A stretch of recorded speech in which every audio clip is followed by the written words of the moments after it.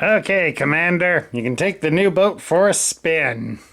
Should get you going pretty fast. Maybe you'll catch up to the moray that the Black Dragon stole.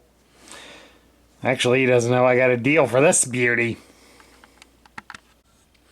Hello, everybody. Sparkster1701 here.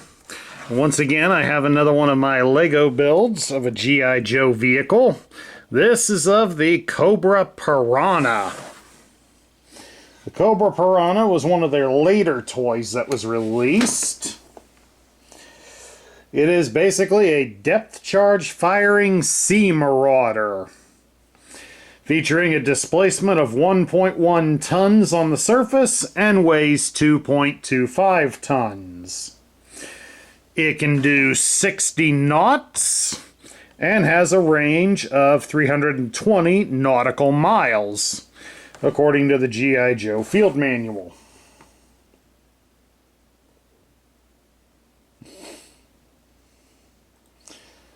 But at any rate, this was a toy that was released late in the line. Double checking my notes here to the side. So do bear with me for 1 second. This was a late 80s or an early 90s vehicle.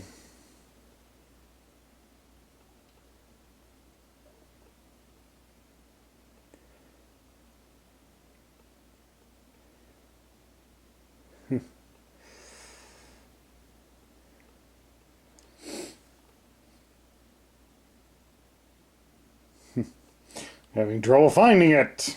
Oh, there it is. It's a 1990 release. And it was basically, it's a small boat. It had some missiles and torpedoes on it. It has 4 of these small missiles. And it had 2 large ones. Although some of the toys configured it so that you could have the larger missiles mounted to the side, and then you'd keep the small ones at the bottom, but I designed it this way due to the fact that I used one of the other toys to help design it. So like I said, I tend to use the real one to help in the design, and I ended up buying at Joe Fest last year the reissue of it. The Piranha was recolored and slightly retooled when Hasbro had the license to release Mortal Kombat toys. So they released it again and took out the rear antenna for a spring-loaded missile launcher. And they renamed it the Dragon MK1. And it came with Reptile as a pilot. Although, unfortunately, the one I bought didn't have Reptile with it, and it's missing a missile. But there was enough there for me to use to be able to build a Lego-fied version.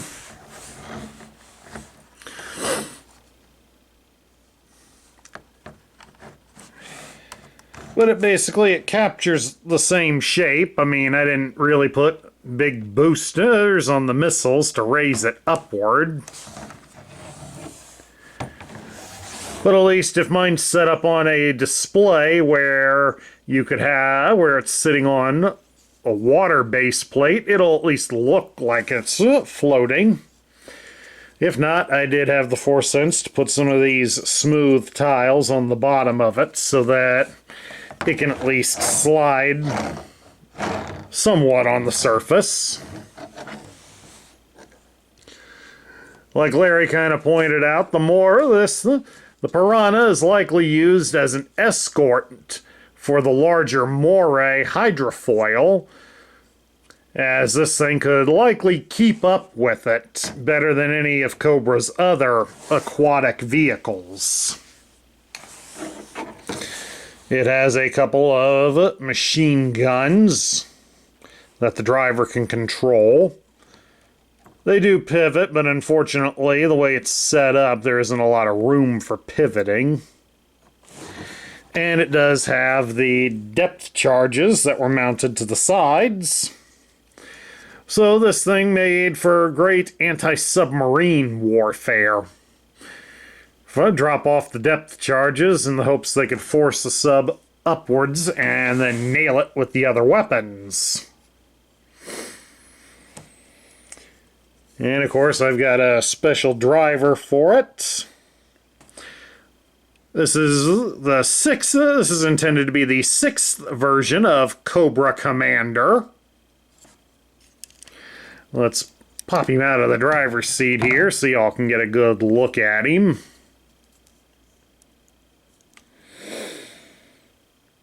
This is him in the black and silver uniform. I got him some silver epaulets, and I painted the design on his shirt. Not very well, because I'm not that great an artist. And this is an executioner hood that I bought from Brick Warriors. They do sell it in black, but this one I bought was in white, because they had plenty of stock of white, so I just bought it in white and I painted it myself.